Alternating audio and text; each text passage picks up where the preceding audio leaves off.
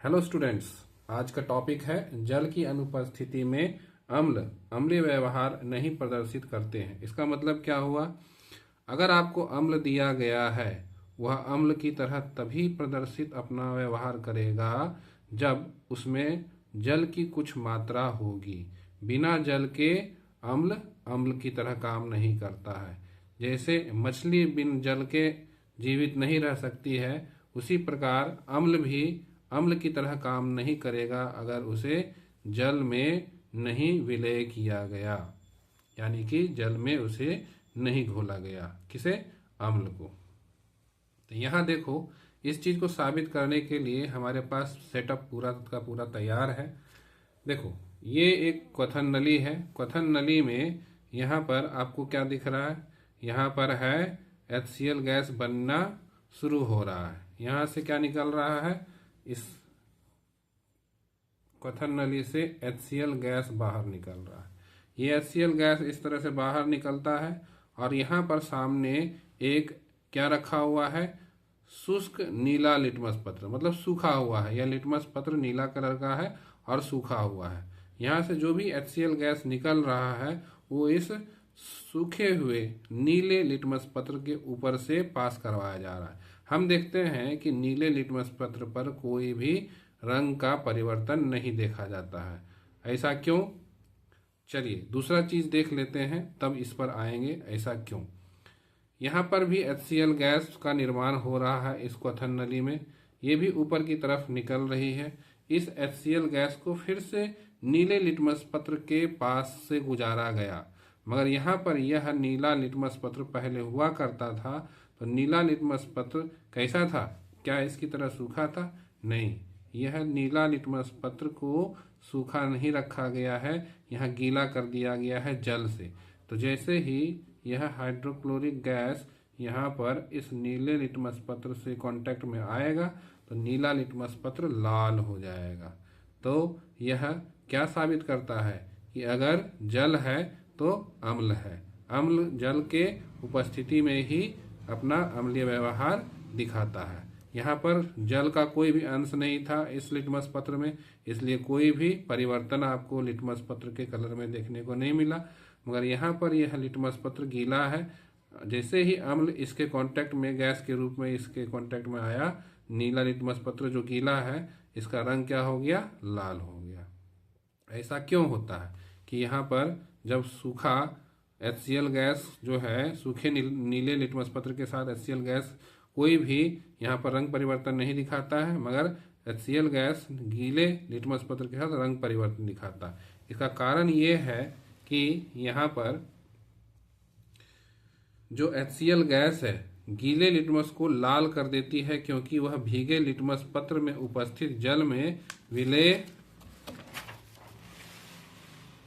होकर हाइड्रोजन आयनों को बनाती है। यानी कि यही है शैतान, H+ आयन्स, ये इसमें आ जाता है। जो पानी में जैसे ही HCl घुलेगा, जैसे ही पानी में यानी जल में जैसे ही HCl घुलेगा, गैस के ये HCl किस रूप में है? गैस के रूप में है ना। तो HCl जैसे ही जल में घुलता है, यह बदमाश तैयार हो जाता है। इसका नाम है हाइड्रोजन आयन H+, और इसी के कारण नीला लिटमस क्या हो जाता है? लाल हो जाता है। यही चीज जो है यहाँ पर इस केस में नहीं हो पाता है। ये जो है इस केस में कलर चेंज क्यों नहीं हुआ? कलर चेंज इसलिए नहीं हुआ क्योंकि यहाँ पर HCl जो है वह इस तरह से आयनों के रूप में नहीं टूट पाता है, H+ के रूप में नहीं टूट पाता, ये इसी रूप में रह जाता है। तो जब इसी रूप में रह जाएगा, ये रहेगा ही नहीं, तो कैसे नीले लिटमस को लाल कर सकता है?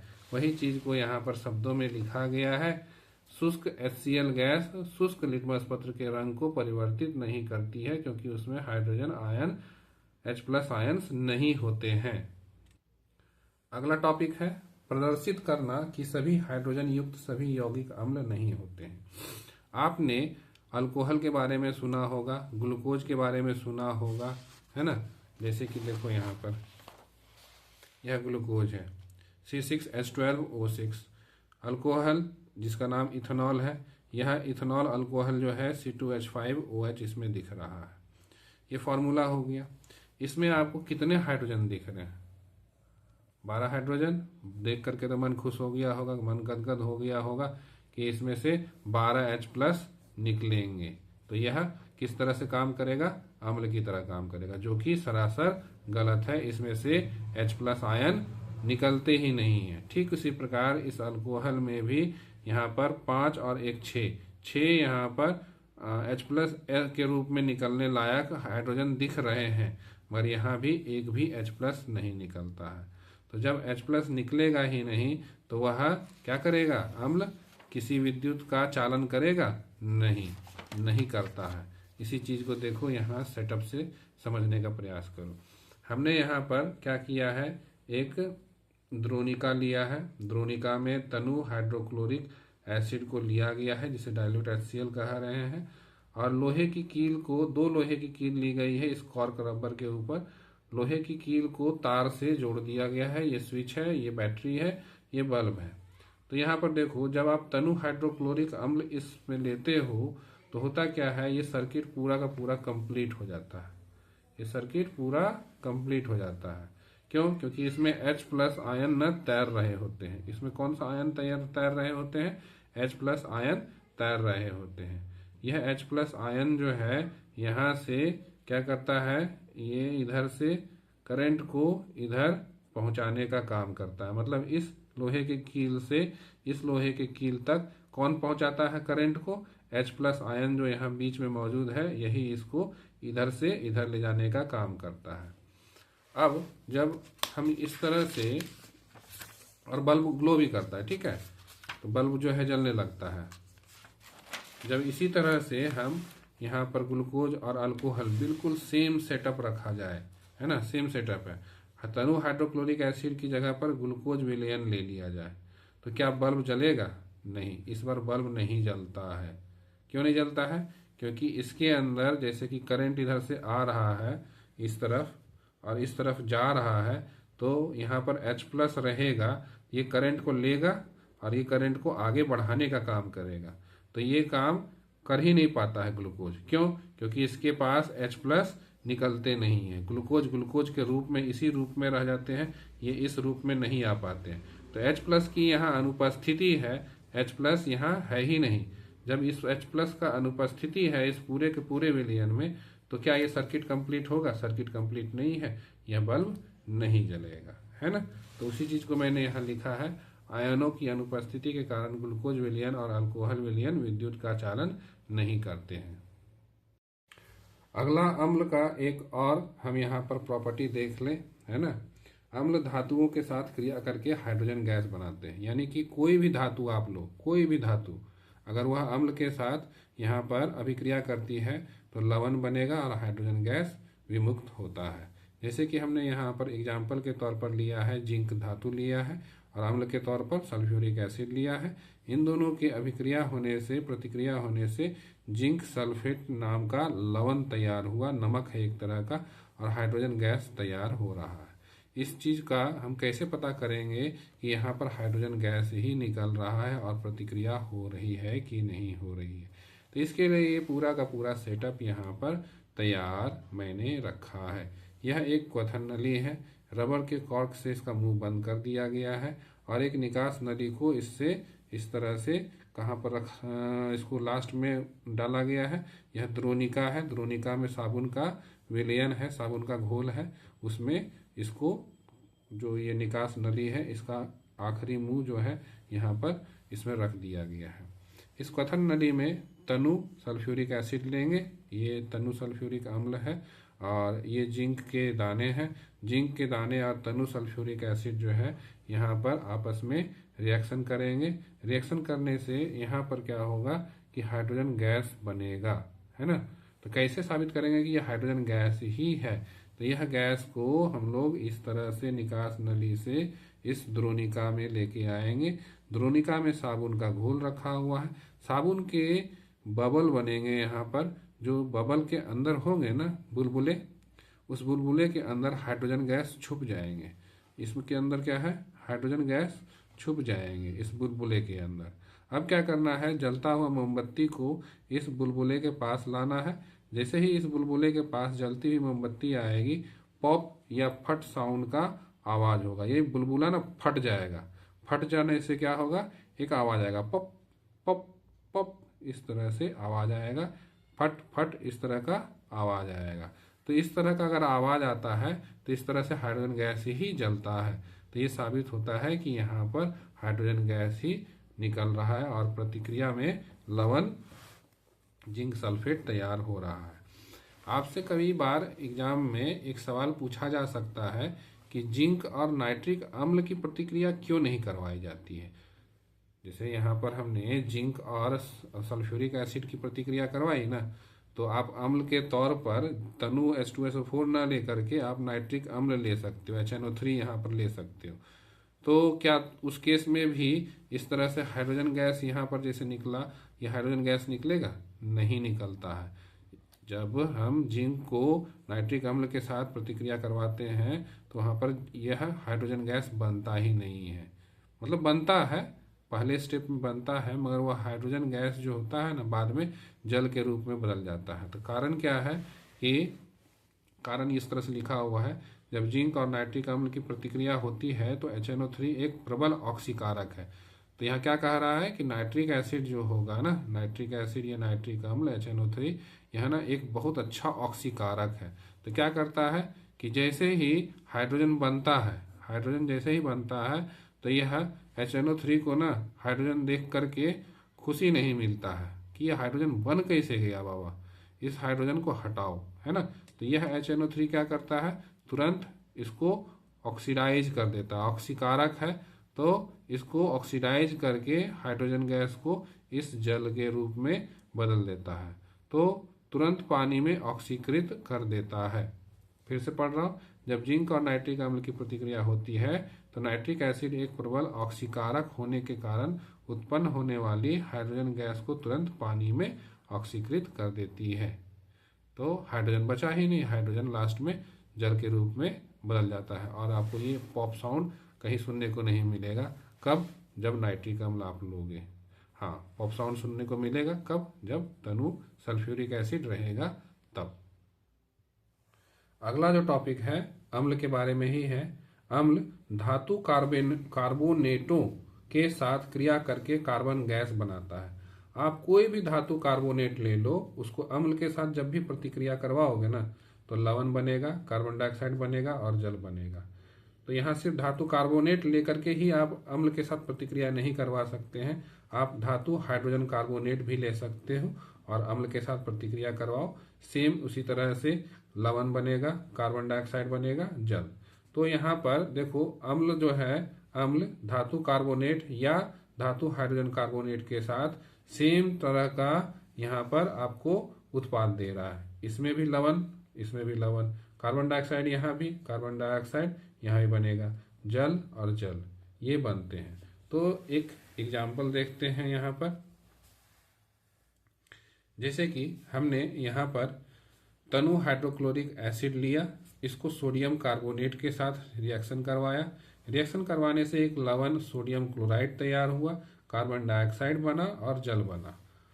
उसी तरह से सोडियम कार्बोनेट की जगह आप सोडियम हाइड्रोजन कार्बोनेट भी ले सकते हैं, जैसे कि यहाँ पर दर्शाया गया था सोडियम धातु हाइड्रोजन कार्बोनेट। अभी हमने क्या देखा, धातु कार्बोनेट देखा, धातु कार्बोनेट में किसको देखा, सोडियम कार्बोनेट। उसी तरह से धातु हाइड्रोजन कार्बोनेट की जगह पर हम लोग क्या देख रहे हैं, सोडियम हाइड्रोजन कार्बोनेट। ये रहा सोडियम हाइड्रोजन कार्बोनेट, इसको जल, इसको अम्ल के साथ प्रतिक्रिया करवाया, फिर लवण पर तैयार हुआ, कार्बन डाइऑक्साइड तैयार हुआ और जल तैयार हुआ। तो देखो यहाँ पर हमने कार्बोनेट लिया, यहाँ हाइड्रोजन कार्बोनेट लिया, किसका कार्बोनेट लिया, सोडियम का। यहाँ किसका हाइड्रोजन कार्बोनेट लिया, ये भी सोडियम का लिया। इन दोनों को जब इसके अम्ल के साथ प्रतिक्रिया करवाते हैं तो दोनों ही केस में जो हमारा उत्पाद होता है एक जैसा ही मिलता है। अब यह आप साबित कैसे करोगे कि यहाँ से जो गैस निकल रहा है ये carbon dioxide gas, carbon dioxide gas ही है। तो इसके लिए हमारे पास पूरा सेटअप तैयार है ना। ये जो है एक क्वथन नली है, इस क्वथन नली में यहाँ रबर कॉर्क लगाया हुआ है, इसको पैक कर दिया गया है इसका मुंह को, है ना। और इसमें दो पाइप लगे हुए हैं। पहला पाइप जो है वह किसका है, थीसल कीप के लिए है। इससे आप ऊपर से ना ऊपर से अम्ल डाल सकते हो, ये अम्ल नीचे की तरफ जाएगा। ठीक है। दूसरा यहाँ जो पाइप आपको दिख रहा है यह निकास नली का है, जो कि एक दूसरे यहाँ पर परख नली के अंदर डाला हुआ है ये। अब है क्या, यहाँ पर करना क्या है कि ऊपर से हमें क्या डालना होगा, अम्ल डालना होगा, है ना। और नीचे हम क्या लेंगे, नीचे हम सोडियम कार्बोनेट ले सकते हैं या सोडियम हाइड्रोजन कार्बोनेट ले सकते हैं। तो जैसे ही अम्ल ऊपर से नीचे की तरफ आ रहा है, सोडियम कार्बोनेट के साथ प्रतिक्रिया होगा, गैस बनेगा। वह गैस इस निकास नली से निकल करके कहाँ पर हम इसको लेके जाना चाह रहे हैं, हम इसको लेके जाना चाह रहे हैं चूने के पानी में। चूने के पानी का रंग कैसा होता है, सफ़ेद होता है। ठीक है। जैसे ही कार्बन डाइऑक्साइड गैस यहाँ से इसमें चूने के पानी में जाएगी, सफ़ेद रंग जो है दुधिया रंग में बदल जाएगी। तो ये पूरा का पूरा यहाँ पर दुधिया रंग जो है, जो बदलाव देखा गया रंग में, सफ़ेद से दुधिया रंग, यही साबित करता है कि यहाँ पर कार्बन डाइऑक्साइड बना है। किसके वजह से, तो सोडियम कार्बोनेट का तनु हाइड्रोक्लोरिक अम्ल के साथ प्रतिक्रिया करने के वजह से। तो यहाँ पर आप देखो, इसी रिएक्शन को हमने यहाँ पर लिखा है।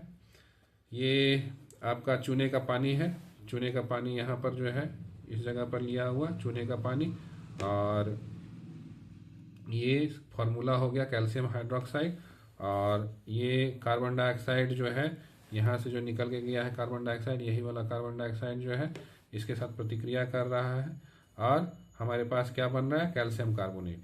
यही सफ़ेद अवक्षेप जो बन रहा है ना, चूने के पानी को दुधिया बनाता है ना। अब क्या करते हैं कि अगर आपको इस दुधिया रंग को ख़त्म करना है, तो आप क्या करो ना, बहुत ज़्यादा मात्रा में और कार्बन डाइऑक्साइड इस दुधिया कैल्शियम कार्बोनेट से पास करवाओ। ठीक है। जैसे ही अधिक मात्रा में कार्बन डाइऑक्साइड इससे पास होगा, ज़रूरत से ज़्यादा अधिक कार्बन डाइऑक्साइड इससे पास होगा, तो क्या होगा कि यह जो दुधिया रंग है फिर से खत्म हो जाएगा और बनेगा कैल्शियम हाइड्रोजन कार्बोनेट। तो यह रिएक्शन हमें साबित करके बताती है कि जब भी हम यहाँ पर कार्बोनेट या हाइड्रोजन कार्बोनेट धातु के लेते हैं और अम्ल के साथ रिएक्शन करते हैं, तो कार्बन डाइऑक्साइड निकलता है। तो यह दुधिया रंग का परिवर्तित होना, है ना, दुधिया रंग में परिवर्तित होना किसका, चूने का पानी का, साबित करता है कि कार्बन डाइऑक्साइड यहाँ पर बनता है इस तरह की प्रतिक्रिया में। अगला जो रिएक्शन है हमारा यहाँ पर, अम्ल क्षारकों के साथ क्रिया करके लवण और जल बनाते हैं। कब कोई भी आप अम्ल ले लो, कोई भी क्षारक ले लो, ये दोनों जब भी रिएक्शन करेंगे तो लवण और जल बनाते हैं, है ना। और इस तरह के प्रतिक्रिया को या अभिक्रिया को उदासीनीकरण अभिक्रिया भी कहते हैं। अम्ल और क्षारक के बीच लवण तथा जल बनने की अभिक्रिया उदासीनीकरण अभिक्रिया न्यूट्रलाइजेशन रिएक्शन कहलाती है। जैसे एग्जाम्पल के तौर पर यहाँ पर सोडियम हाइड्रोक्साइड लिया गया और हाइड्रोक्लोरिक एसिड लिया गया, ये दोनों आपस में क्या किए, रिएक्शन किए। रिएक्शन करने से अभिक्रिया होने पर सोडियम क्लोराइड ये एक लवण बना और जल बना। ठीक है। फिर अगला है हमारे पास अम्ल का एक और रिएक्शन, 7वां रिएक्शन देख लेते हैं। अम्ल धातु ऑक्साइडों के साथ क्रिया करके लवण और जल बनाते हैं। तो धातु ऑक्साइड यानी कॉपर धातु हो गया और O की वजह से ऑक्साइड हो गया। तो कॉपर ऑक्साइड जो है यह किस प्रकार का आपको प्रकृति दिखाता है, यह क्षारक है। कॉपर ऑक्साइड यानी धातु और धात्विक ऑक्साइड जो होता है ना, वो क्षारक प्रकृति का होता है, और यहाँ हाइड्रोक्लोरिक अम्ल जो है वो अम्लीय प्रकृति का है। क्षारक प्रकृति वाला जो कॉपर ऑक्साइड है वह हाइड्रोक्लोरिक अम्ल के साथ प्रतिक्रिया करके कॉपर क्लोराइड बनाता है। तो पहले तो कॉपर ऑक्साइड जो है इसका रंग काला रहता है, बाद में इससे प्रतिक्रिया करने पर आपको यहाँ पर नीला हरा रंग का कॉपर क्लोराइड बना के ये एक लवण है, लवण बनाता है और जल भी बनता है।